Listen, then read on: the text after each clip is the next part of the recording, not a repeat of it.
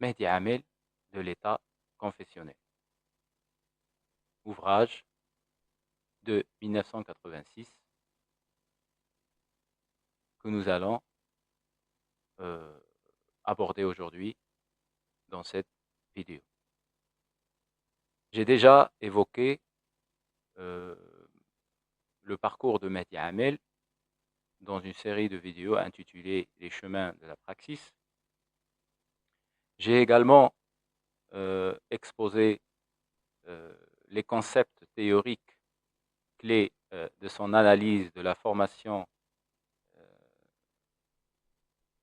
coloniale libanaise et aussi du mouvement d'émancipation nationale arabe, comme par exemple le concept de contradiction, le concept de surdétermination.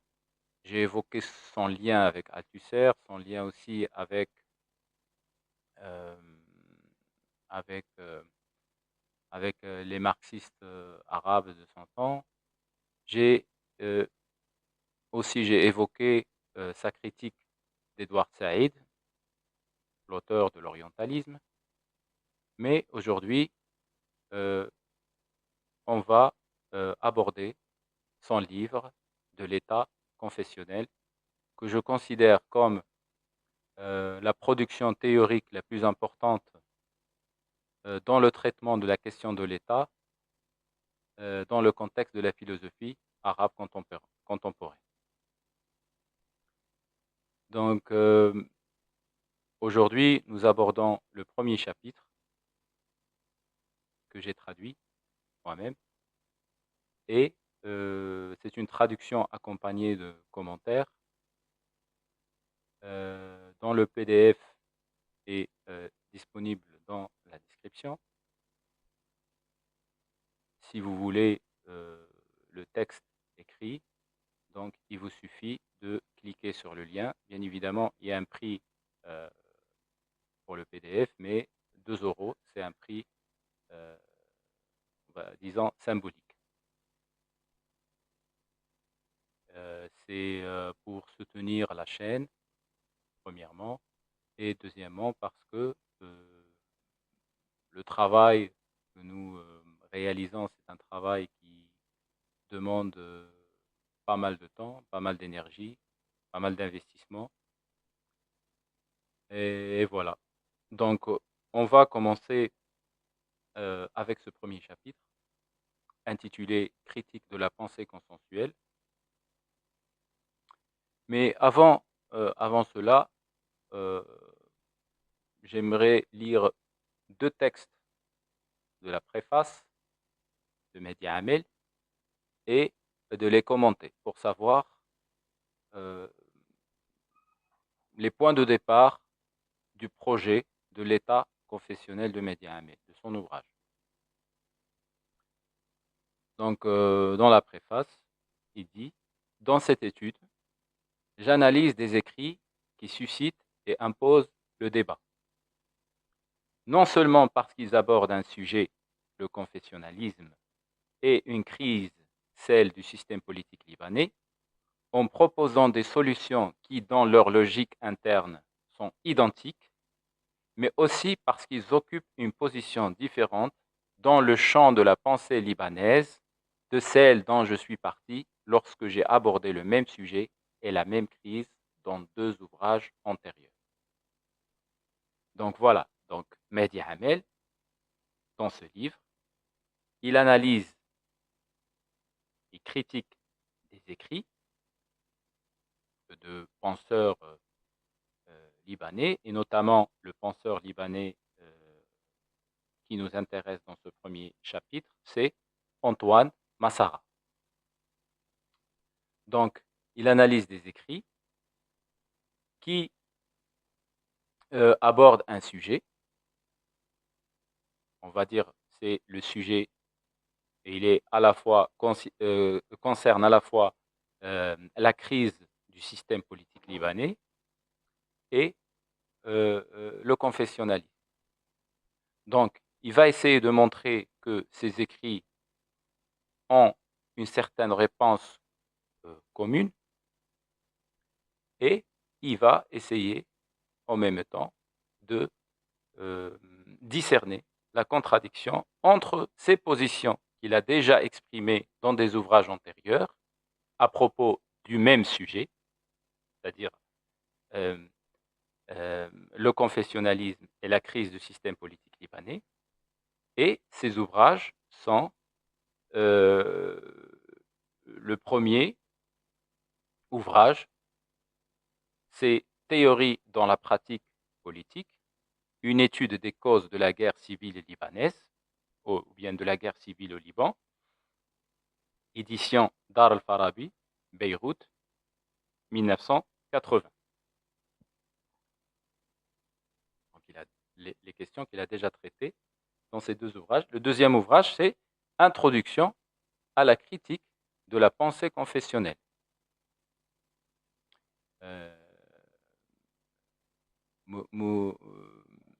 مدخل en arabe, مدخل لنقد الفكر الطائفي.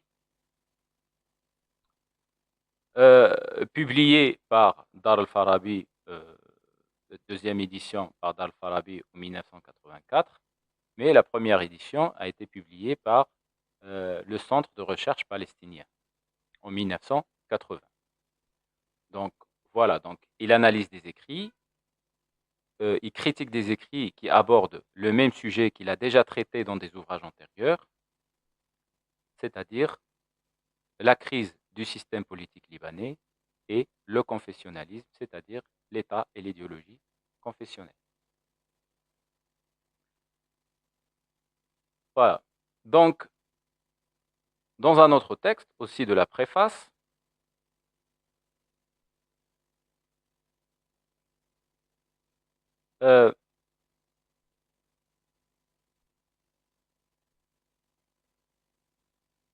il dit par exemple, la différence entre la pensée marxiste, par exemple, et la pensée bourgeoise dans le champ ou bien dans le domaine de la prise en compte de la question confessionnelle ou d'une autre question, comme la question nationale par exemple, n'est pas antérieure à la prise en compte de cette question, comme s'il s'agissait d'une différence entre une essence et une autre, hors de l'histoire et de ses conditions, et hors de la production de la connaissance et de ses conditions. Elle est plutôt le contraire, le produit de sa prise en compte. Cela signifie, en termes plus clairs, que la pensée marxiste doit produire sa différence en produisant la connaissance qu'elle produit et qu'elle doit reproduire sa différence chaque fois qu'elle doit produire de la connaissance. Il s'agit donc d'un processus de production permanent, comme la révolution, qui dans son processus permanent exige la production de la connaissance de son processus en tant que production permanente. Par conséquent, la critique doit être également permanente. Voilà, j'ai choisi ces deux textes à préface parce qu'ils annoncent, le premier texte annonce le projet en général, l'objectif de la critique, et le deuxième texte énonce un principe épistémologique fondamental du marxisme tel qu'il le conçoit Mehdi Hamel. C'est-à-dire pour Mehdi Hamel, la différence entre la pensée marxiste et la pensée bourgeoise n'est pas donnée d'avance, elle doit se construire historiquement et par la production de connaissances. En d'autres termes, Mehdi Hamel rejette une idée courante selon laquelle la pensée marxiste aurait de manière inhérente et immuable une position progressiste, juste ou correcte sur les grandes questions, la question nationale, la question confessionnelle, etc., alors que la pensée bourgeoise aurait une position erronée par essence ou bien par nature. C'est-à-dire, il critique ici une vision qui essentialise la différence entre ces deux pensées et les ferait naître avec des contenus figés hors de l'histoire. Mehdi Amel ne propose donc, au lieu d'une conception de la différence essentialiste, il nous propose une conception de la différence en tant que production.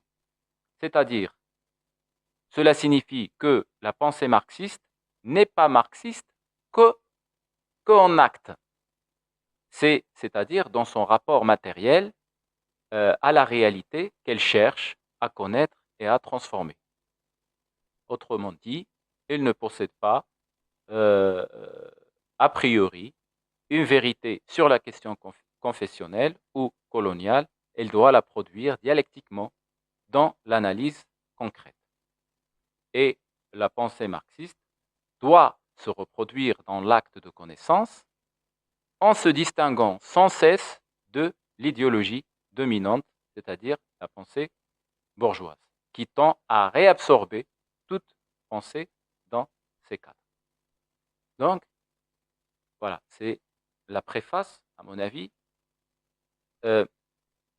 énonce un principe épistémologique fondamental de Mehdi Amel, du marxisme tel qu'il le conçoit, c'est-à-dire une conception de la différence en tant que production, et non pas la différence, et non pas une vision qui essentialise la différence.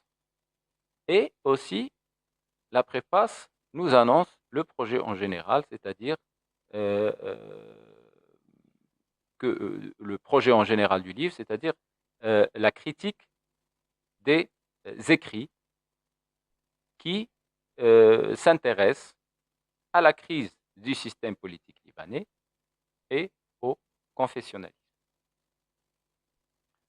Donc, c'est la préface. Et juste après la préface, on a le premier chapitre commence, qui s'intitule en arabe Naqdul Fikr al-Tawafuqi et en français Critique de la pensée consensuelle. Et la première partie de ce chapitre s'intitule Introduction de la méthode. C'est une partie très intéressante, mais moi, ce qui m'intéresse aujourd'hui dans cette partie, c'est le contexte. C'est le moment où Mehdi Amel va expliquer le contexte de son ouvrage, de l'état confessionnel. Donc, voilà, il dit, donc le contexte, il va expliquer le contexte. Le texte, je cite Mehdi Amel, quant à l'étape, selon certains textes que nous critiquons, elle marque le début de l'ère d'Amin Gemayel à la présidence de la République libanaise, sous la protection de l'occupation israélienne.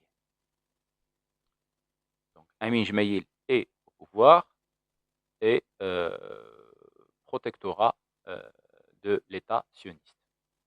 Elle apparaît à certains comme l'aboutissement de la victoire d'un projet politique avec l'arrivée au pouvoir du parti des Kataïb. Cependant, pour d'autres, elle constitue en même temps une étape d'un processus révolutionnaire complexe, celui de la résistance nationale à l'occupation et à l'autorité du parti Kataïb.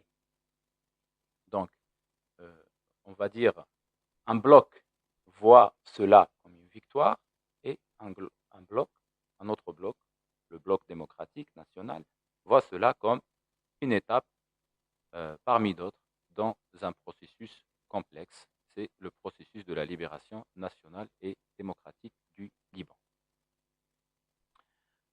Donc la victoire apparaît donc comme une victoire depuis une position spécifique, mais elle ne l'est pas à partir d'une position opposée, car le vaincu résiste encore et résiste sur deux fronts.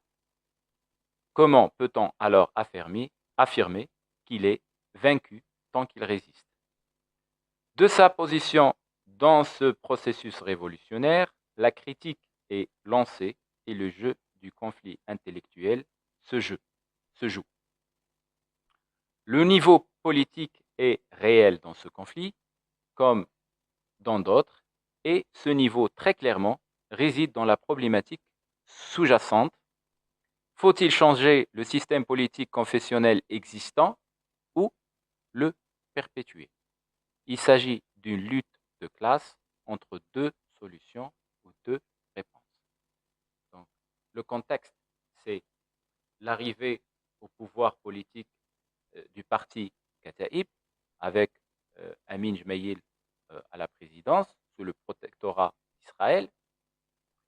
Un bloc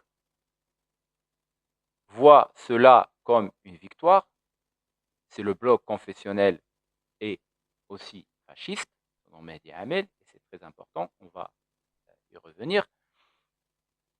Et un autre bloc, c'est celui, c'est le bloc démocratique national, voit cela comme une étape parmi d'autres dans le processus de la libération démocratique et nationale du Liban. Donc il y a deux visions, deux réponses, et la question politique qui sépare ces deux visions, c'est la problématique énoncée par Mehdi Hamel.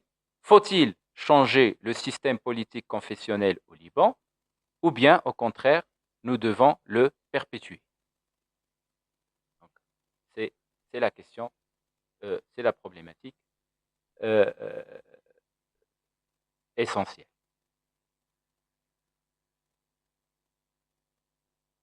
Et à la lumière de cette problématique, Mehdi Hamel, il nous propose l'objet de sa critique. Et là, je vais le citer encore une fois pour vous expliquer l'objet de la critique de Mehdi Hamel. Sur quoi porte la critique de Mehdi Hamel dans le livre en général et dans ce premier chapitre en particulier. Je le cite. Durant la première année du mandat d'Amin Gemayel et après la signature du traité du 17 mai, c'est-à-dire le traité d'humiliation avec Israël, la revue Al-Waqi' publia en octobre 1983 un numéro spécial intitulé Liban, leçons et possibilités, qui comprenait un ensemble d'études dont certaines seront abordées plus en détail. Cependant, avant d'entrer dans le détail des critiques, je voudrais souligner un point curieux et significatif. La quasi-totalité de ces études aboutissent à une position politique unique, formulée de manière quasi unique, à savoir la nécessité de soutenir et de renforcer l'État centralisé et aussi l'armée, c'est-à-dire l'État du parti Kataib et l'État du traité d'humiliation avec Israël. Donc, Mehdi Hamel va s'attaquer dans ce chapitre, comme nous allons le voir, à la critique de l'idéologie consensuelle telle qu'elle est présentée dans la pensée d'Antoine Massara. Et puisque cette réflexion critique s'ancre dans le triangle guerre civile, confessionnalisme, crise du système politique libanais, il ne s'agit pas d'une critique spéculative, mais plutôt d'une critique que nous pouvons situer dans une conjoncture historique précise qui marque un tournant idéologique et politique majeur. C'est le début de l'ère d'Amin Gemayel à la présidence de la République sous la protection de l'occupation israélienne et dans la foulée de la signature du traité d'humiliation du 17 mai 1983. que les forces démocratiques et nationales qualifient de traité d'humiliation. En effet, c'est dans cette séquence politique que la revue Waqi'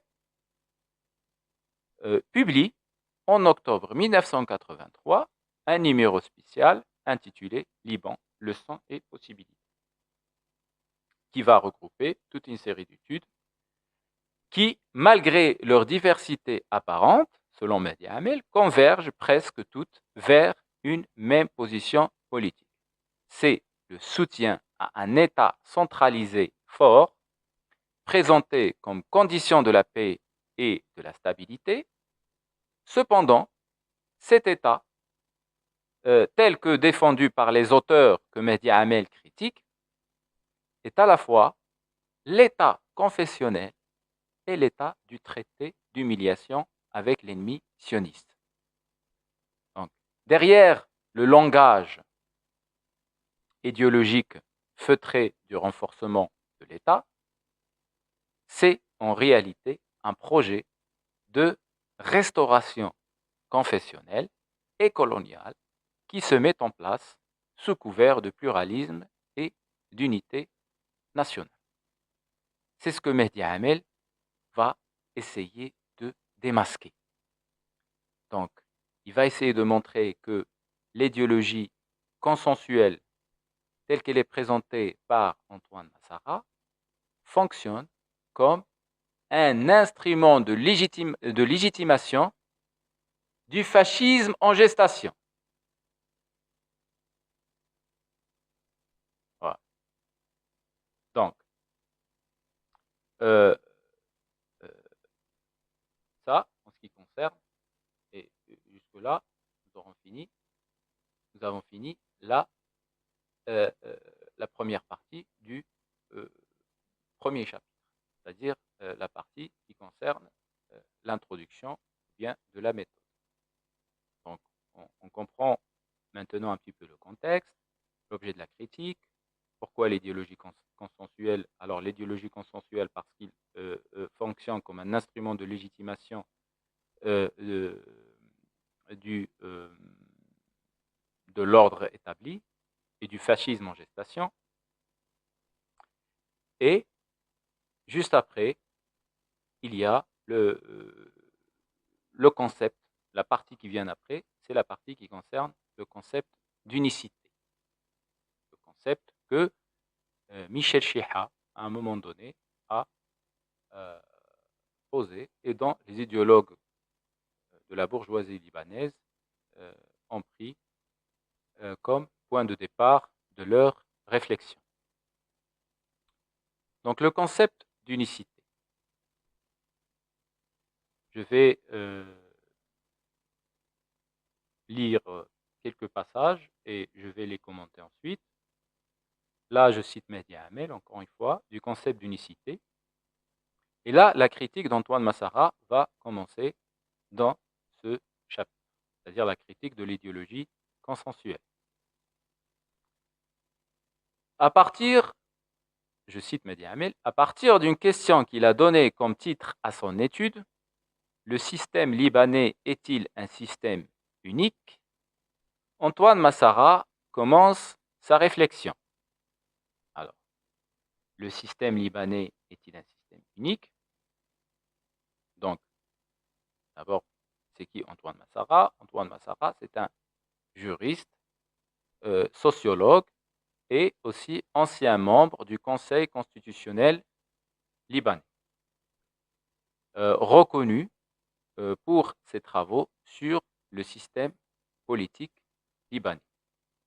Et ici, Mehdi Amel fait référence à sa thèse de 1983, la thèse de Massara de 1983, le modèle intitulé Le modèle politique libanais et sa survie. Donc, je cite encore une fois Mehdi Amel, et cette étude constitue une synthèse de sa thèse, publiée en français, que j'ai déjà citée, accompagnée d'un résumé en arabe de quelques pages par les publications de l'université libanaise en 1983 sous le titre « Le modèle politique libanais et sa continuité », étude sur le consensualisme et son organisation. Donc, c'est pour analyser les idées de l'auteur, c'est-à-dire les idées d'Antoine Massara, je m'appuie sur son étude parue dans la revue Al-Waqi'. Si, dans certains cas, je renvoie à un autre texte, c'est par souci de simplification pour plus de facilité et de clarté et par souci de concentrer la critique sur un sujet principal. Donc, Mehdi Amel, il va à la fois faire référence à la thèse d'Antoine Massara publiée en français que j'ai déjà citée et aussi à son étude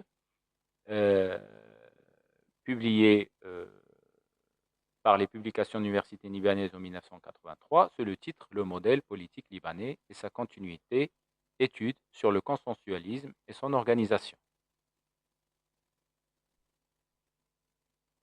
Voilà. Et là, je cite encore une fois Mehdi Amel, « À mon tour, je me demande, pourquoi une telle question est-elle le titre de l'étude ?» C'est-à-dire la question que pose déjà au début comme titre de son étude dans la revue Al-Waqi', c'est-à-dire le système libanais est-il un système unique? Sa formulation fait clairement référence à la pensée de Michel Chiha. C'est qui Michel Chiha? Michel Chiha, c'est il est né en 1891 et mort en 1954. C'est l'un des principaux idéologues du système politique libanais post-indépendance. C'est, on va dire, c'est le principal idéologue de l'idéologie confessionnelle libanaise. Donc Mehdi Amel, il dit que la formulation fait clairement référence à la pensée de Michel Chiha, dont les idéologues de la bourgeoisie libanaise ont pris une catégorie qui a peut-être été l'épine dorsale de cette pensée bourgeoise. Le Liban est unique par sa composition confessionnelle. Antoine Massara part donc d'une question qui jette le doute sur l'unicité du Liban et donc d'une critique de la pensée de Chiha ou de quelque chose qui s'apparente à une critique. J'ajoute ensuite, sans détour, cette critique ne s'étend pas au fondement de cette pensée, c'est-à-dire que la soi-disant critique que Antoine Massara adresse à Michel Chiha, ce n'est pas une critique radicale.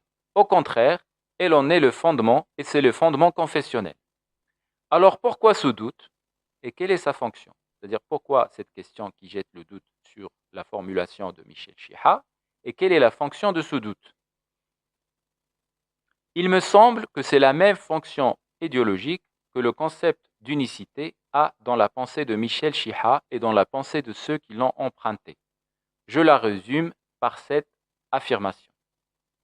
L'unique est irréductible au changement, comme à l'altération, et ni l'un ni l'autre ne lui sont applicables. Il est l'essence même. Il n'entre ni dans le cadre, ni dans le cercle du général, ni dans celui de sa raison. Il possède sa propre raison et personne d'autre ne la partage avec lui. Mais, là, j'ai sauté quelques phrases, mais après des années de guerre civile et après que les forces fascistes aient été incapables d'imposer leur système malgré leur dépendance à Israël et le renforcement de l'OTAN, et malgré l'arrivée de leurs deux représentants, le premier qui a été tué et le second qui n'a pas été tué, au sommet de la pyramide du pouvoir politique, il est devenu clair, au cours de cette guerre, la nécessité de changer le système politique existant. C'est-à-dire, durant le contexte de la guerre civile libanaise, il est devenu clair qu'il y a une crise au sein du système politique libanais et qu'il faut agir comme condition de la fin de guerre. Et le concept d'unicité a ensuite commencé à perdre sa fonction dans la défense de ce système et dans la contribution à assurer sa continuité dans le domaine des significations définies par le champ des conflits de classe idéologiques politique et avec son développement, il a peut-être commencé à signifier la momification dans une formule. Donc, voilà. Donc, il y a un contexte qui fait qu'il y a une crise dans le système politique libanais, le contexte de la guerre civile libanaise, et qu'il faut reformuler, qui pose la nécessité de reformuler l'idéologie confessionnelle. Voilà.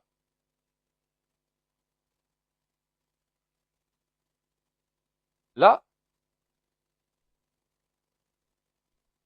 donc, nous avons déjà remarqué que euh, la critique que développe Mehdi Hamel dans ce chapitre prend appui sur un texte emblématique d'Antoine Massara intitulé « Le système libanais est-il un système unique ?»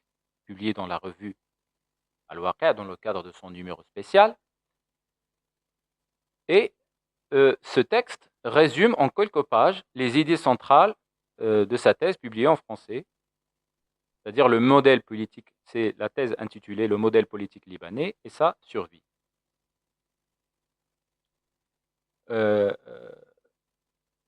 Donc Massara, ici, reprend la notion d'unicité, déjà exprimée par Michel Chiha, tout en jetant le doute sur cette notion et en s'efforçant de sauver le système confessionnel libanais en le réinsérant dans le cadre du droit constitutionnel. Comparé. Il s'agit d'un point fondamental de la critique de Mehdi Hamel. Donc, il va essayer, donc, loin de rompre avec la pensée confessionnelle de Michel Chiha, Massara en propose une réarticulation idéologique plus rusée et plus subtile.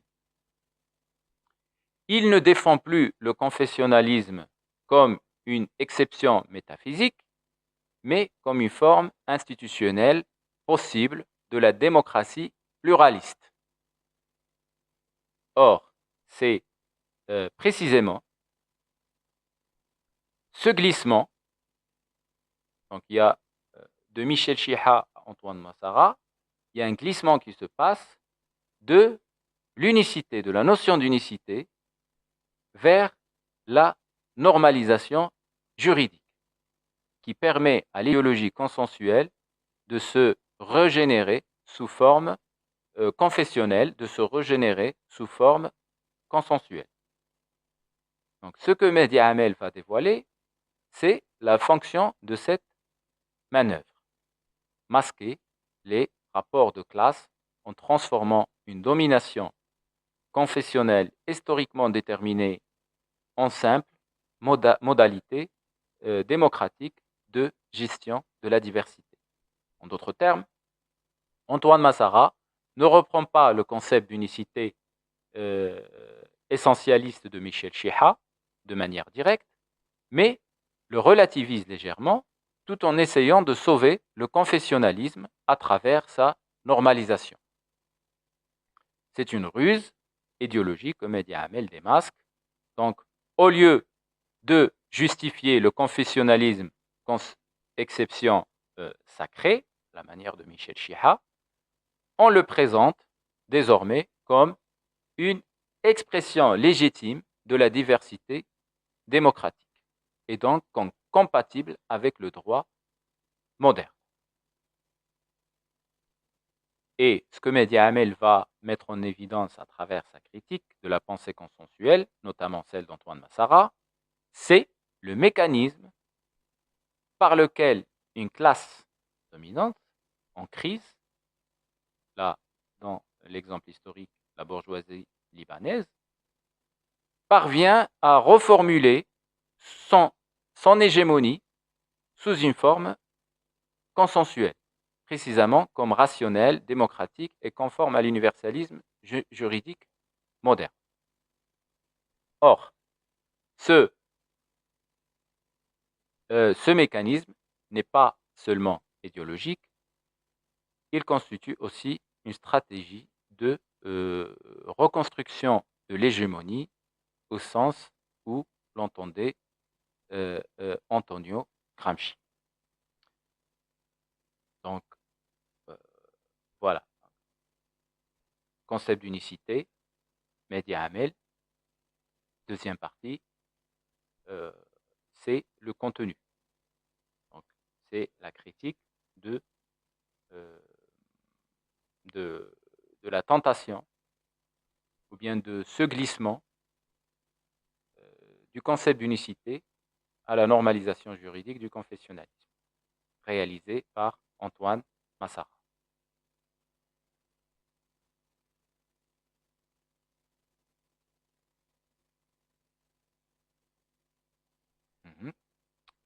Donc, je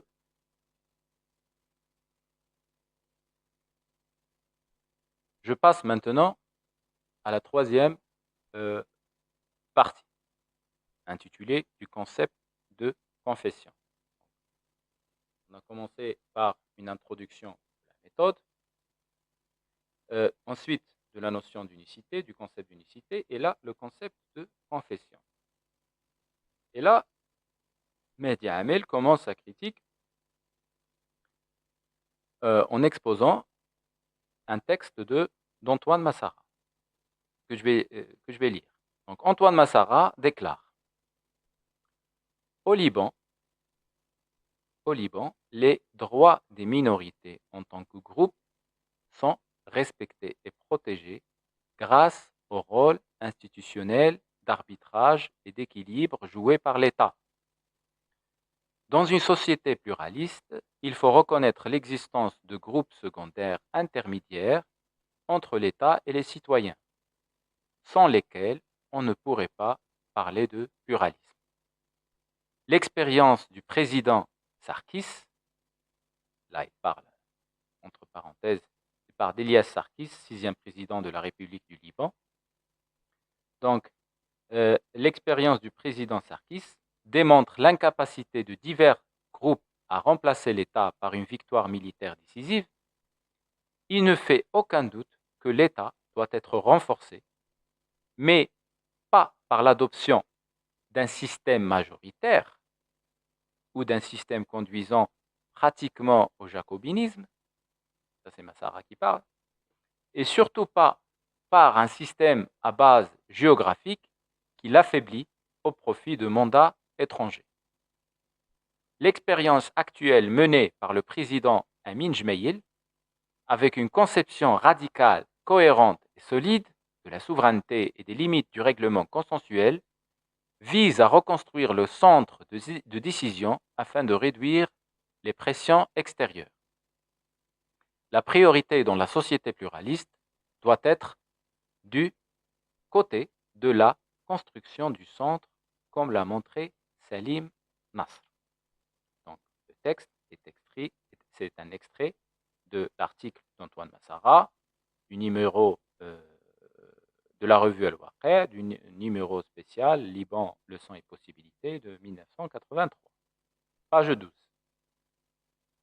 Alors, donc,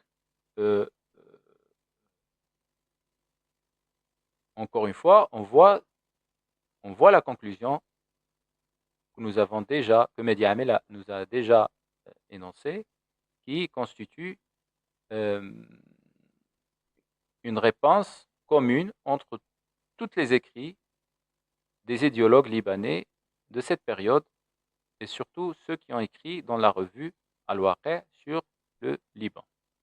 C'est à savoir la conclusion selon laquelle il faut renforcer l'État centralisé fort. Il faut adopter le modèle consensuel. Donc je vais choisir un passage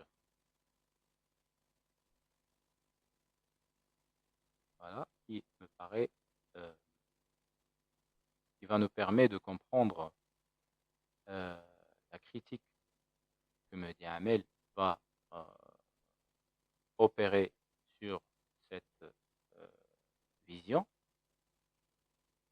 Mehdi Amel déclare, je le cite: le langage de l'idéologie est toujours celui des évidences, offrant à la pensée dominante une forme d'existence qui raccourcit le chemin vers une conscience publique immédiate, et cette conscience se rassure, satisfaite de ses évidences. Le premier ayant formulé la pensée bourgeoise dominante sous forme d'évidence fut peut-être Michel Chiha. Tout ce que Chiha a écrit sur l'expérience historique du Liban est lié à sa définition du Liban comme un pays de minorités confessionnelles partageant un terrain commun. C'est la définition confessionnelle du Liban. C'est-à-dire déjà, dès le départ, on part de cette conception du Liban en tant que pays de minorités confessionnelles. C'est-à-dire que le Liban est ainsi depuis le début de l'histoire, il restera ainsi jusqu'à la fin de l'histoire. Tous ceux qui ont émergé après Michel Chiha comme défenseurs ou interprètes de l'idéologie de la coexistence confessionnelle euh,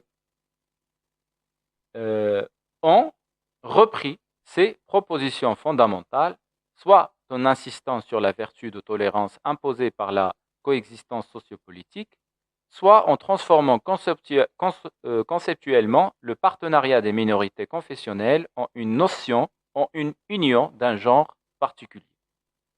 Donc, la définition du Liban par Chiha est devenue un exemple si répandu qu'on n'ose plus se demander: cette affirmation est-elle vraiment évidente? Et si le Liban, dans sa réalité, était différent de ce que suggère la définition de Chiha? C'est la question que pose Mehdi Hamid.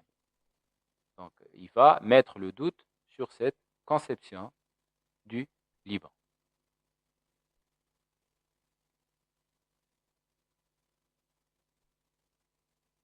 Donc, le doute porte, je le cite encore, c'est un chapitre très intéressant, c'est une partie très intéressante, le doute porte essentiellement sur les évidences. Quelqu'un ayant écrit sur le confessionnalisme a-t-il mis en doute la définition de Michel Chiha? Tout le monde a adopté cette définition sans exception, y compris les marxistes. Et quiconque s'efforce de l'être. Il est donc devenu évident que la confession est une entité sociale à part entière, cohérente dans sa structure interne, profondément ancrée dans son existence, au point que ce qui existait auparavant dans son passé se répète presque dans son présent sans changement. C'est-à-dire, l'idéologie confessionnelle définit la confession comme entité sociale indépendante. Donc, l'idéologie confessionnelle fonctionne ainsi. Il définit le Liban comme le pays des minorités confessionnelles et il définit la confession en tant que entité sociale à part entière, cohérente dans sa structure interne, profondément ancrée dans son existence. Ainsi, la confession, avec cette définition présente dans tout ce que j'ai lu, devient une essence ou quelque chose qui y ressemble, en ce qu'elle est le premier élément simple ou la première unité sociale dans la formation de la société libanaise. Donc la confession apparaît dans l'idéologie confessionnelle comme la première unité sociale dans la formation sociale. Diversifiée par sa diversification, est donc définie d'une manière confessionnelle comme un cadre externe pour un groupe de minorités coexistant. Donc, et du coup, dans une telle société, les relations sociales n'existent qu'entre confessions. Et de telles relations ne peuvent être définies que comme relations confessionnelles, même si certains rusés tentent de se surpasser en conciliant ce qu'ils appellent, avec une force terrible, confessionnalisme et classisme. Une telle réconciliation est en principe impossible, comme vous le verrez plus loin en détail. Donc, on a l'idéologie confessionnelle qui définit le Liban comme pays de minorité confessionnelle. Et on a la définition de la confession comme entité sociale indépendante, et c'est-à-dire comme essence. Et on a euh, le fait que les rapports ou bien les relations sociales ne sont ou bien prennent la forme de relations confessionnelles. Et là, Mehdi Amel va critiquer cela contre l'apparence des choses, contre la conscience superficielle de l'évidence, contre la pensée dominante fixée dans le dominant et le visible, contre l'empirisme trompeur, contre la pensée bourgeoise. La pensée scientifique se construit dans sa tentative ou ses tentatives de produire un savoir matériel cohérent à partir d'une position opposée à la position intellectuelle dominante. Ici alors, la confession, comme nous l'avons montré à partir de cette position opposée, n'était pas une chose, mais plutôt une relation politique déterminée par une forme historique spécifique du mouvement de lutte des classes dans les conditions de la structure sociale coloniale libanaise. Là, Mehdi Amel, il opère un renversement dans la définition que l'idéologie confessionnelle propose de la notion de confession en disant que la confession, ce n'est pas une entité sociale, ce n'est pas une essence. La confession, c'est une relation politique déterminée par la situation de la lutte des classes dans la formation sociale coloniale libanaise. Premier renversement. Et là, j'aimerais donc, dans ce cadre, je vais commenter ce passage. Dans ce texte, Mehdi Amel réalise un renversement épistémologique dans la définition de la confession. Il commence par déconstruire la pensée immédiate, ou bien ce qu'il appelle aussi la conscience superficielle de l'évidence et l'empirisme trompeur. Il s'attaque à une manière de penser la société qui se contente de prendre les faits sociaux tels qu'ils apparaissent. Le fondement de la critique de Mehdi Amel, c'est qu'il critique une pensée qui prend un fait social tel qu'il apparaît, dans sa forme, pas dans son contenu. Sans chercher à en saisir le mouvement dialectique, ni leurs conditions de possibilité historique. Ici, la confession n'est plus une entité sociale, mais une relation politique historiquement produite dans le cadre spécifique du mode de production colonial. La notion de mode de production colonial, nous l'avons déjà étudiée dans une vidéo antérieure.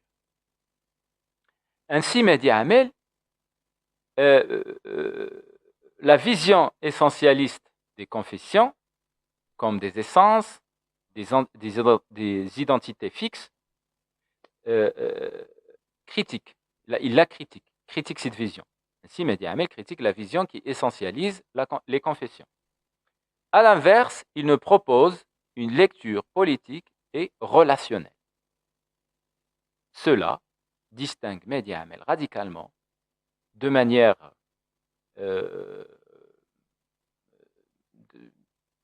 il le distingue de penseurs comme Michel Chiha et Antoine Massara, qui tendent à naturaliser et à essentialiser les confessions en les présentant comme entités sociales antérieures à l'État.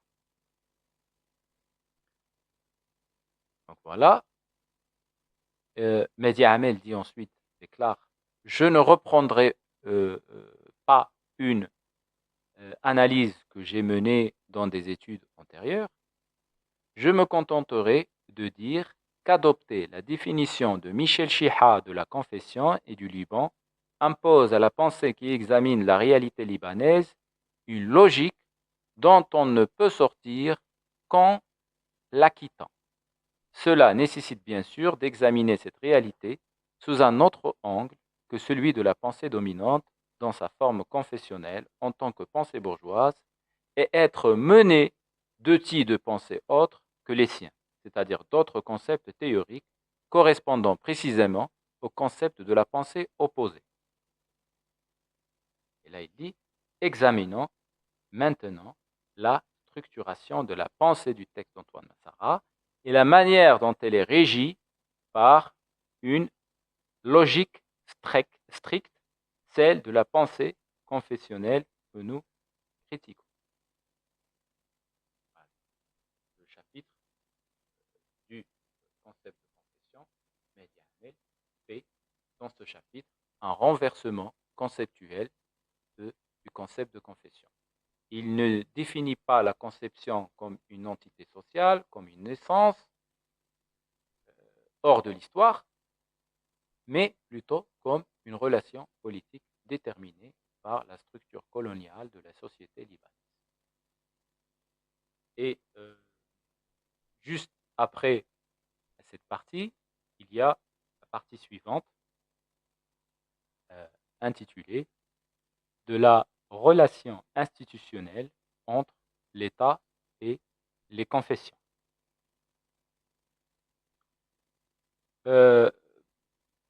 Cette partie est aussi intéressante. Donc, on va lire quelques textes, ce qui nous paraît intéressant, et on va le commenter.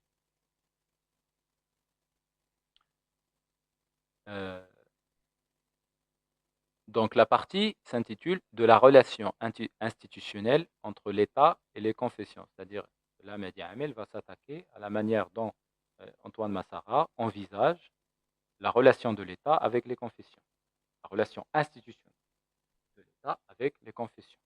Et là, Mehdi Hamel, il va relever un paradoxe. On va voir, il va relever un paradoxe ou bien une contradiction aporétique dans l'énoncé d'Antoine Massara. Je le cite, le texte commence par un jugement. La société libanaise est une société pluraliste où l'État joue un rôle institutionnel, arbitral et équilibrant. Ce jugement est formulé sous la forme d'une évidence. C'est-à-dire que ce jugement, il n'est pas prouvé en réalité dans le texte de Massara. C'est un jugement, on va dire, non fondé. Le Liban est ainsi, et l'État y est depuis sa création et pour toujours. Cette affirmation n'apporte rien de nouveau, ni dans sa forme, ni dans son contenu. Il s'agit d'une affirmation ayant comme origine la pensée de Michel Chiha, un premier pilier dans la construction de la pensée confessionnelle, dont tout ce qui suit peut être clairement déduit. Le rôle de l'État, par exemple, est déterminé par l'essence du Liban, dans sa multiplicité de confessions. Puisque le Liban est essentiellement confessionnel, l'État aussi doit être confessionnel. Il s'agit avant tout d'un rôle institutionnel, et le rôle de l'État est toujours déterminé par sa relation avec les confessions et s'en déduit. Cependant, Antoine Massara ne précise pas ce qu'il entend par cette expression. Très probablement, selon la logique du texte, il fait référence au rôle de l'État pour assurer l'existence des confessions dans les institutions ou en tant qu'institutions, qui sont spécifiquement des institutions étatiques, c'est-à-dire des appareils idéologiques selon l'expression de Louis Althusser, qui n'existent que par leur lien subordonné à l'État. En ce sens qu'ils existent avec l'établissement de l'État, ce qui confirme leur nature politique, qui réside dans ce rapport à l'État. Donc, si ce que nous affirmons est juste, et à notre avis c'est le cas, que ce soit ce que Massara entendait dans ce texte ou autre chose, alors l'existence des confessions se fonderait sur leur existence institutionnelle. Donc, au début, Massara dit que la confession, c'est une entité politique indépendante, une essence. Et là, il dit que l'existence des confessions se fonde sur leur relation institutionnelle avec l'État. Donc, alors, l'existence des confessions se fonderait sur leur existence institutionnelle, qui est leur existence politique et idéologique et non sur leur essence, c'est-à-dire en tant que quantité substantielle ou essentielle. Autrement dit, la relation des confessions à l'État est une relation institutionnelle qui les unit et leur permet d'exister. C'est ce que Antoine Massara lui-même confirme dans un autre texte de son ouvrage précité. Et il conclut son livre dans une traduction quasi littérale.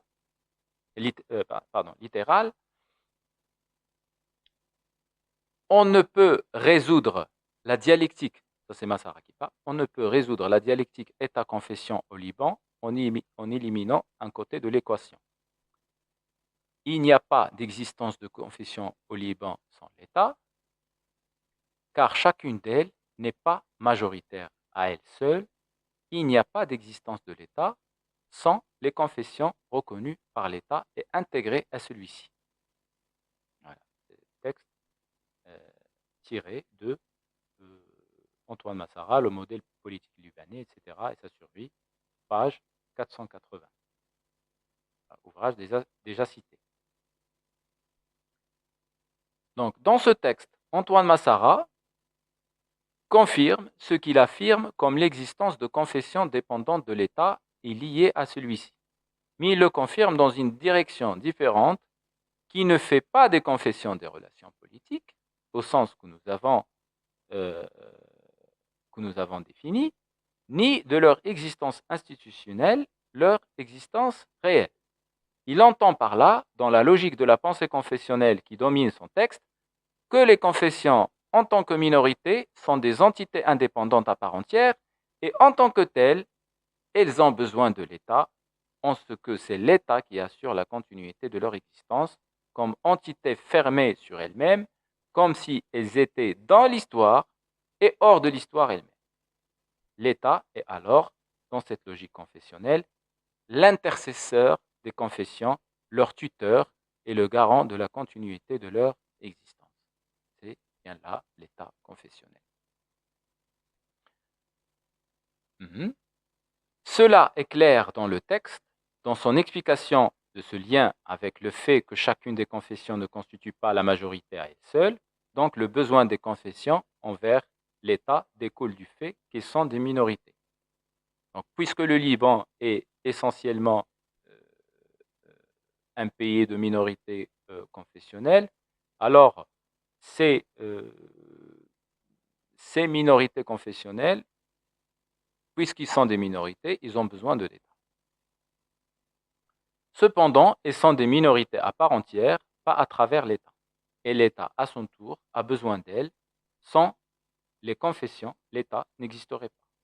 C'est avec une telle généralisation qu'Antoine Massara formule son jugement.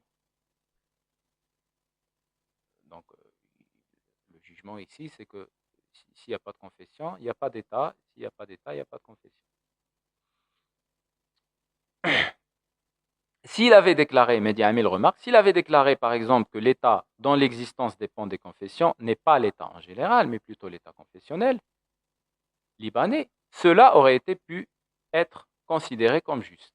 Mais la formule absolutisante dans laquelle il a formulé son jugement est troublante, tout comme la formule évidente dans laquelle il a formulé son autre jugement. Voilà.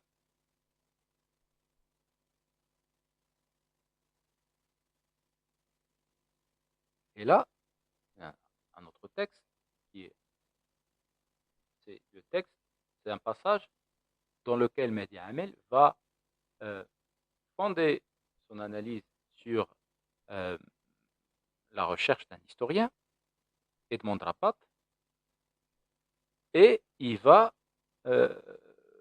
montrer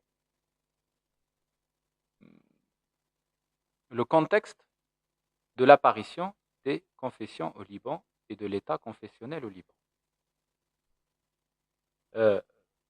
Voici le passage. Mais l'histoire moderne du Liban confirme le contraire de ce que dit Antoine Massara et corrobore ne dire. C'est notamment à l'époque de l'indépendance que le système confessionnel, dont les fondements avaient été posés durant le mandat, s'est renforcé. À cette époque, l'existence institutionnelle des confessions s'est concrétisée dans des entités politiques dotées de leur propre autonomie et régies par leur propre système. L'État indépendant, c'est-à-dire l'État de la bourgeoisie libanaise, a joué un rôle primordial dans le renforcement de cette structure au lieu de la zapper et dans la mise en place des cadres institutionnels nécessaires à l'existence et à la continuité de ces entités. Il fait référence, il dit voir à ce propos Edmond Rapat dans son livre en français La formation historique du Liban politique et constitutionnel, publication de l'Université libanaise, Beyrouth, 1973. Voici le commentaire de Mehdi Hamel. Cet ouvrage présente une histoire détaillée de la formation des confessions à l'époque de l'indépendance et de l'État lui-même. En entité politique indépendante, cette histoire s'étend notamment de 1943 à 1967, date de la fondation du Conseil suprême chiite.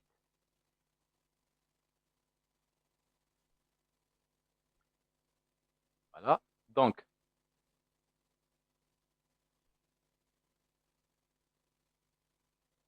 là, ces deux textes que je viens de lire, de cette partie qui concerne la relation institutionnelle de l'État avec les confessions, telle qu'elle est présentée par Antoine Massara, Mehdi Hamel révèle une aporie majeure chez les penseurs du confessionnalisme. Il y a une contradiction dans l'idéologie confessionnelle. Comment on peut l'exprimer? Alors, d'un côté, ces penseurs, bien ces idéologues, affirment que les confessions sont des entités sociales autonomes antérieures à l'État. De l'autre, ils affirment que les confessions entretiennent une relation institutionnelle fondatrice avec l'État. C'est-à-dire qu'ils affirment l'existence d'un système politique institutionnel articulant confession et État. Donc, il y a un paradoxe, il y a une aporie majeure. Pour Mehdi Hamel, ces deux thèses sont incompatibles. Car une entité autonome ne peut en même temps exister politiquement dans et par l'État sans perdre sa prétendue indépendance.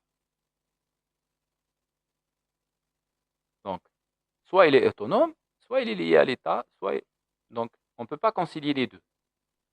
La référence à Edmond Rapat est décisive. Elle montre que même des historiens modérés reconnaissent que le confessionnalisme s'est consolidé après l'indépendance, c'est-à-dire sous l'État bourgeois euh, post-mandataire libanais. Autrement dit, la confessionnalisation du politique est une modalité historique de domination de classe, propre à un contexte colonial et post-colonial spécifique. C'est vraiment ce que Mehdi Hamel a montré dans cette partie. Le rôle de l'État confessionnel. Du rôle de l'État confessionnel, c'est le titre de la partie suivante. Comment Antoine Massara envisage le rôle de l'État confessionnel et comment Mehdi Hamel va critiquer cette vision.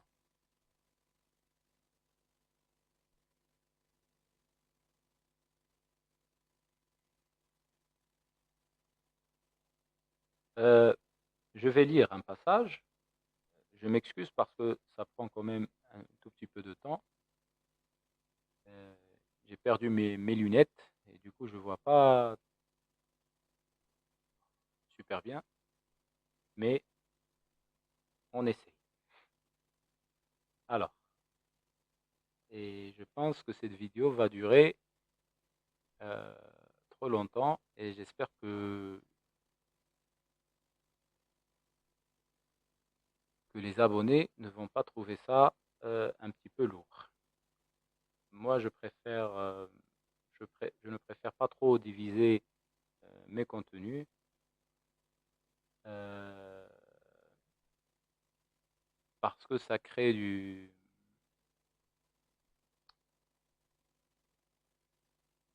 J'ai aussi pas mal de contenu à créer en arabe et je préfère une longue vidéo et comme ça les abonnés peuvent prendre leur temps à euh, étudier et à suivre avec moi euh, ce que je leur propose et comme ça me laisse aussi le temps pour travailler sur autre chose. Donc du rôle de l'État confessionnel. Je vais lire un passage.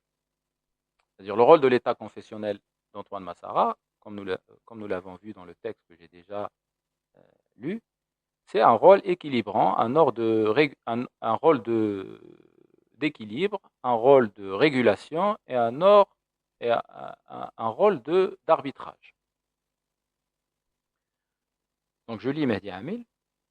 Quant au rôle d'arbitrage et d'équilibre attribué à l'État, il le place dans une position neutre à l'égard des confessions où il entretient avec elles une relation externe, indépendante d'elles en tant que juge entre elles. L'État, au-dessus des confessions, car il est au service de toutes les confessions et ne prend pas parti pour l'une contre l'autre, mais plutôt pour les réconcilier si leur concurrence s'intensifie et les empêche de se quereller, afin de préserver sa permanence, qui lui permet également de se perpétuer comme État confessionnel.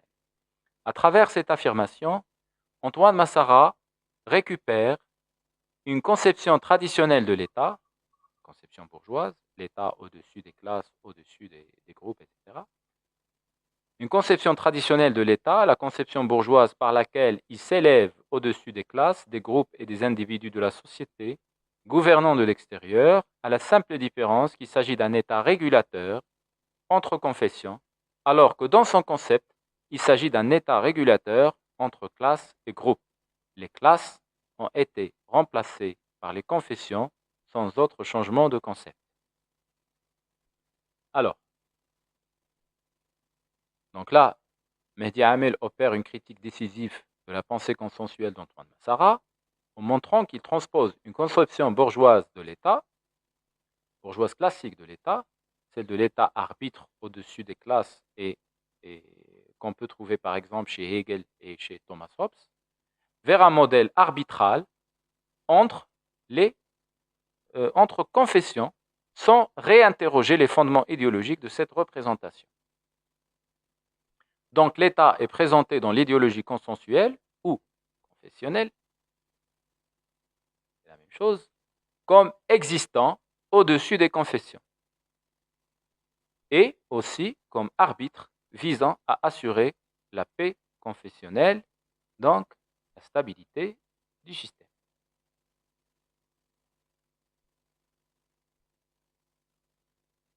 Voilà. Ça, c'est le premier passage. Ensuite, un autre passage.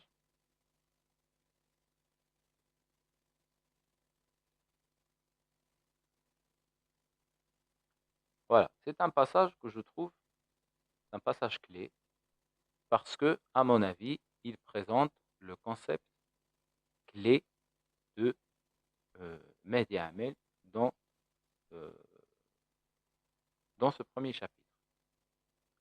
Euh, je vais le lire. Euh, C'est-à-dire le concept que je trouve, euh, à mon avis, c'est le concept clé du premier chapitre de Mehdi Hamel, c'est le concept d'équilibre hégémonique. L'équilibre hégémonique, c'est le concept qui permet à Mehdi Hamel de critiquer le fondement de la conception bourgeoise consensuelle de Antoine Massara. On va voir. Cependant, c'est ce rôle régulateur de l'État dans le texte qui attire l'attention, en raison de son ambiguïté et de sa confusion. L'auteur du texte confirme une fois de plus, à la fin de son article, l'importance de ce rôle en évoquant la nécessité d'une régulation équilibrée des pouvoirs entre toutes les confessions dans une société pluraliste. Néanmoins, il ne précise pas en quoi consiste cet équilibre ni comment il est atteint. S'agit-il par exemple d'un équilibre d'égalité? S'agit-il d'un équilibre de participation? La participation est-elle égale à l'égalité? Et est-ce réellement possible? Sa réalisation effective, si elle était possible, ne compromettrait-elle pas la fonction de l'État? En effet, comment l'État peut-il établir un équilibre entre les confessions si l'État lui-même est un terrain de compétition entre elles? La possibilité qu'il puisse jouer un tel rôle ne présuppose-t-elle pas qu'elle soit, comme dans son concept théorique, extérieure aux confessions et au-dessus d'elles, de sorte qu'il ne possède aucun caractère confessionnel? Pour que l'État soit au-dessus des confessions, il ne doit pas présenter de caractère confessionnel. Que les confessions n'y aient aucune place et qu'il soit alors en position neutre par rapport aux confessions.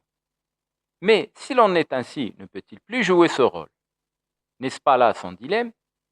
Pour que l'État puisse être juge entre les confessions, il est nécessaire qu'il ne présente pas de caractère confessionnel. Et sans ce caractère, son rôle de juge d'équilibre est perturbé. Mais si en revanche, il présente un caractère confessionnel comme celui qu'il a dans sa réalité effective, l'équilibre qu'il établit entre les confessions est-il alors un équilibre d'un autre genre et non un équilibre illusoire, celui de l'égalité ou de la participation? C'est un équilibre hégémonique. Donc, ce passage constitue le nœud théorique de ce premier chapitre. Le nœud théorique de ce premier chapitre, c'est, à mon avis, ce passage. Car il introduit ce que nous pouvons appeler la pierre de touche critique de Mehdi Hamel à l'égard du système confessionnel. C'est le concept d'équilibre hégémonique. J'ai pas lu des études sur. De toute façon, il n'y a pas assez d'études sur Mehdi Hamel.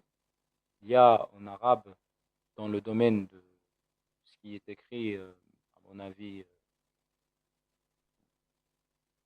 je considère que ce qui est écrit en arabe sur Mehdi Hamel reste quand même beaucoup plus intéressant que ce qui est écrit en français, parce qu'en français, il n'y a quasiment pas d'études sérieuses, approfondies sur Mehdi Hamel.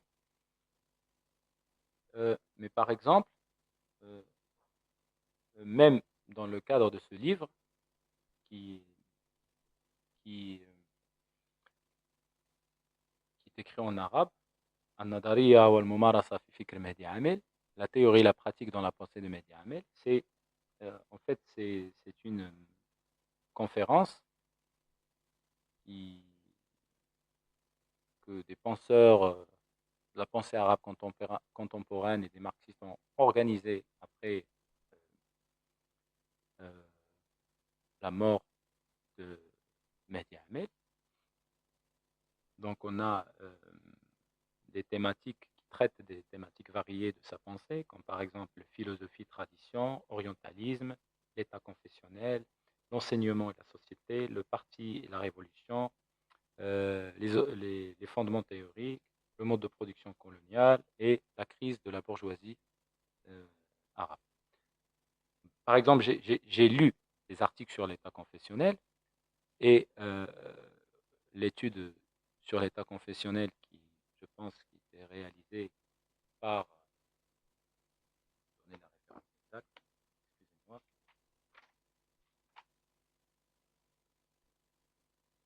voilà, il y a une seule étude sur le confessionnalisme. Elle était réalisée par Masoud Daher. Masoud Daher,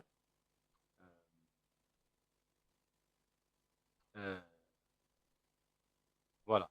مهدي عامل رائد التجديد النظري حول الطائفة والدولة الطائفية. C'est-à-dire Mehdi Amel, c'est lui qui a renouvelé théoriquement la thématique concernant la confession et l'état confessionnel. Mais il n'y a pas eu une recherche vraiment sur la centralité de ce concept, qui fait clairement référence à Antonio Gramsci, c'est-à-dire le concept d'équilibre hégémonique. Voilà. L'équilibre hégémonique, à mon avis, c'est le concept clé de ce premier chapitre, et même je pense que c'est la pierre de touche critique de Mehdi Amel à l'égard du système confessionnel. Tout le travail de Mehdi Amel va essayer de montrer que l'état confessionnel, qui est censé jouer un rôle équilibrant entre confessions, ne présente en réalité qu'un équilibre hégémonique, un équilibre de domination. Donc, le concept d'équilibre hégémonique. Ce texte commence par une série de questions critiques sur la nature de l'équilibre, invoquées par Antoine Massara. Cela permet à Mehdi Amel de montrer que le concept d'équilibre confessionnel est un concept non défini, vague, flou, ambivalent, et masque la fonction réelle effective de l'état confessionnel. Mehdi Amel formule ici le paradoxe de l'état confessionnel. Pour qu'elle puisse jouer un rôle d'arbitre, l'état doit être extérieur aux confessions, pas présenter un caractère confessionnel. En revanche, dans sa réalité, l'état est confessionnel, c'est-à-dire impliqué. Donc, il ne peut pas jouer un rôle régulateur. C'est ce que Mehdi Amel appelle le dilemme du rôle régulateur ou bien le dilemme du rôle d'arbitre. Soit l'état est neutre et dans ce cas, il cesse d'être confessionnel, soit il est confessionnel et dans ce cas, il ne peut prétendre à l'équilibre et à la régulation. Arrive alors le concept décisif, équilibre hégémonique. Pour Mehdi Amel, l'équilibre confessionnel réel est un équilibre hégémonique. Il s'agit en réalité d'un équilibre organisé de façon à maintenir la prééminence d'une confession ou d'un bloc de classe et enraciné dans les rapports de pouvoir et non dans un quelconque principe moral ou juridique. Le choix du mot hégémonique renvoie clairement à la pensée d'Antonio Gramsci, même si Mehdi Amel n'en fait pas ici explicitement référence. Si, dans des écrits comme les prologomènes théoriques, essais sur le mouvement d'émancipation nationale arabe, on voit le lien avec Althusser apparaît clairement, mais dans l'état confessionnel et dans les écrits de Mehdi Amel politiques, c'est-à-dire l'état confessionnel, l'essai sur les causes de la guerre civile libanaise, le lien avec Gramsci, il est vraiment fondateur.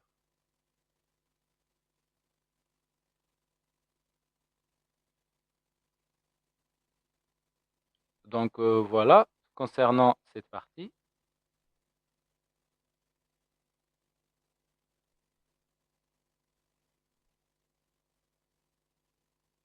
Mais dans cette partie aussi, Mehdi Amel ne va pas se contenter de cette critique, il va pousser sa critique à son terme. Et là, ça va devenir intéressant. Il va pousser sa critique à son terme et il va montrer, je ne vais pas lire le passage, je vais juste indiquer ce qu'il va faire parce que comme ça on va gagner un petit peu de temps.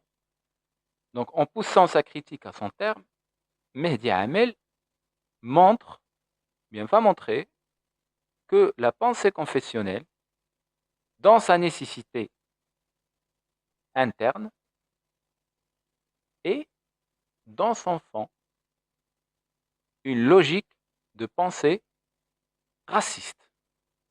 Alors, quand, quand vous téléchargez, quand vous allez lire le texte, vous allez voir le texte de Mehdi Amel clair. C'est une logique de pensée raciste car elle essentialise les confessions, les hiérarchise et les naturalise comme des entités closes, soustraites à l'histoire et à la lutte des classes.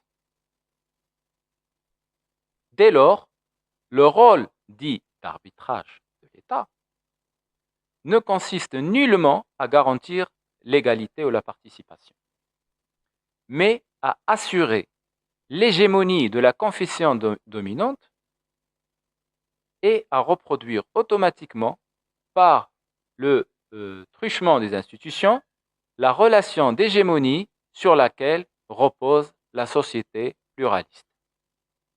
Ce n'est qu'en ce sens, étroitement politique, qu'il s'agit d'un équilibre. Un équilibre hégémonique, incompatible avec la prétention de neutralité régulatrice que lui attribue l'idéologie consensuelle confessionnelle. Autrement dit, l'État ne peut être juge puisqu'il est structurellement partie prenante. Il n'administre pas la paix entre des entités indépendantes. Il organise la domination confessionnelle sous la forme juridique du pluralisme.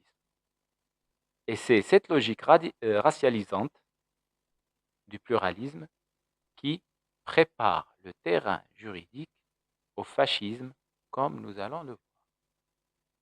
En fait, il y a un lien entre les réflexions de Mehdi Amel sur l'équilibre hégémonique et comment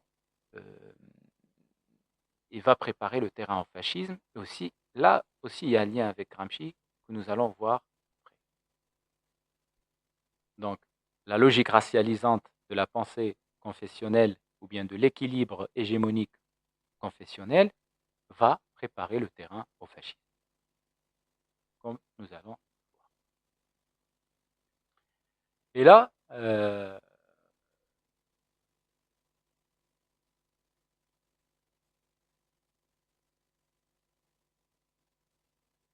toujours avec, dans ce chapitre, il y a un petit passage dans lequel Mehdi Amel compare Michel Chiha et Antoine Massara. Compare les deux à propos de la même question. Il va montrer que Michel Chiha est allé plus loin, était beaucoup plus clair et beaucoup plus décisif, on va dire.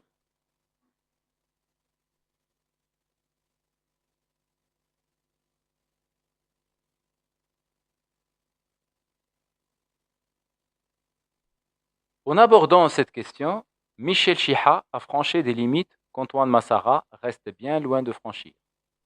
Par exemple, Chiha n'hésite pas à affirmer dans l'un de ses textes et à partir de sa propre pensée confessionnelle que le pouvoir effectif est aux mains des maronites et des sunnites. Il domine toutes les autres confessions. Par cette affirmation, il confirme le caractère hégémonique de l'équilibre confessionnel, sans toutefois distinguer la position des maronites et des sunnites au sein de l'État. Dans son analyse, c'est-à-dire dans l'analyse du pouvoir exécutif réalisée par Michel Chiha, et plus particulièrement de la position du président de la République au sein de ce pouvoir, il définit le système politique libanais comme une dictature déguisée, sans bien entendu préciser la nature de cette dictature, de classe ou confessionnelle. Et Mehdi Amel indique: j'ai déjà abordé ces questions en détail dans une étude précédente. Inutile donc de me répéter.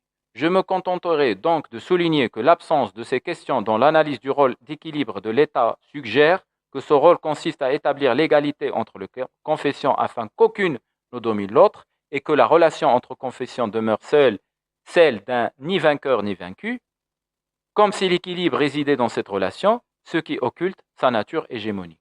C'est une tromperie idéologique, l'inversion des choses et des relations en leur contraire. Donc voilà, dans cette inflexion révélatrice, Mehdi Amel confronte la posture de Michel Chiha à celle d'Antoine Massara. Là où ce dernier maintient l'illusion d'un État arbitre et neutre entre confessions, Chiha ose affirmer que le pouvoir effectif est aux mains des sunnites et des maronites, admettant ainsi, à sa manière, le caractère inégalitaire du système pluraliste confessionnel. Mais cette franchise apparente ne débouche sur aucune critique.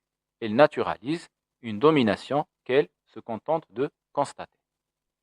L'ambiguïté culmine dans la formule d'une dictature déguisée, non qualifiée comme domination de classe ni même comme hégémonie confessionnelle. Mehdi Amel y voit une opération idéologique, l'occultation de la hiérarchie réelle au profit d'un récit d'égalité factice, un récit où l'équilibre devient une fiction fondée sur un ni vainqueur ni vaincu, vidé de tout contenu historique. Voilà. Donc, ça, ce chapitre est vraiment très intéressant parce que, à mon avis, le concept clé, c'est l'équilibre hégémonique. C'est toute la critique que Mehdi Amel réalise à propos de la crise du système politique libanais et de l'État confessionnel se fonde sur la notion d'équilibre hégémonique.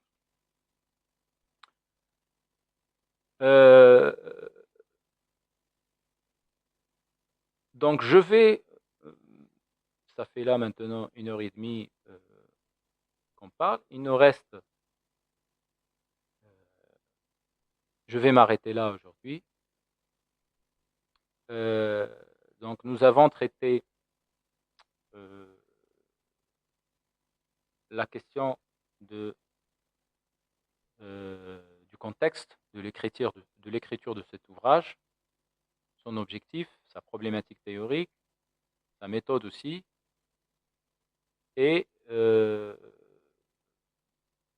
bien évidemment les questions que nous avons, s'est arrêté peut-être à la partie 6.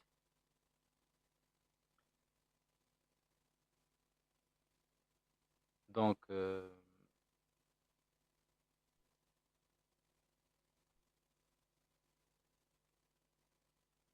voilà, du rôle de l'État, le rôle de l'État confessionnel,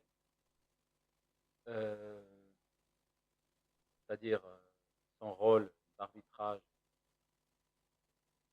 son rôle qui prétend être un rôle d'arbitrage et d'équilibre et de régulation, le rôle attribué à l'État confessionnel, que Mehdi Amel démasque comme rôle, comme équilibre qui est en réalité un équilibre hégémonique. Aussi,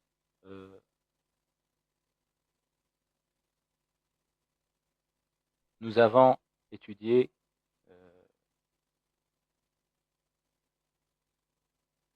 la relation institutionnelle entre l'État et les confessions,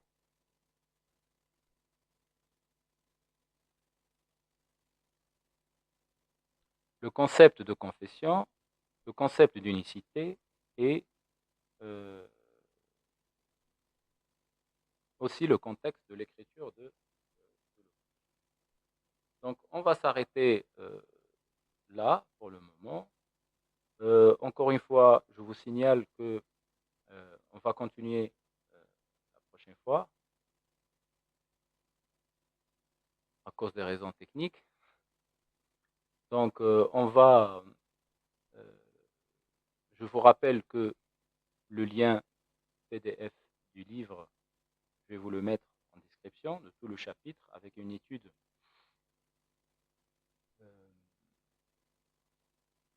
sur ce premier chapitre que j'ai réalisé moi-même, intitulé que je vous invite à lire, du consensus confessionnel au fascisme, une lecture croisée de Mehdi Amel et Gramsci. Voilà, donc le document PDF, il est à 2 euros et le document contient 161 pages. Il contient le premier chapitre de Mehdi Hamel, critique de la pensée consensuelle, et il contient aussi mon étude sur Mehdi Hamel et Antonio Gramsci. Donc je vous souhaite une bonne lecture et on continue avec Mehdi Hamel et l'état confessionnel la prochaine fois. Je vous remercie infiniment et j'espère que le contenu était à la hauteur de vos attentes. Au revoir. À très bientôt.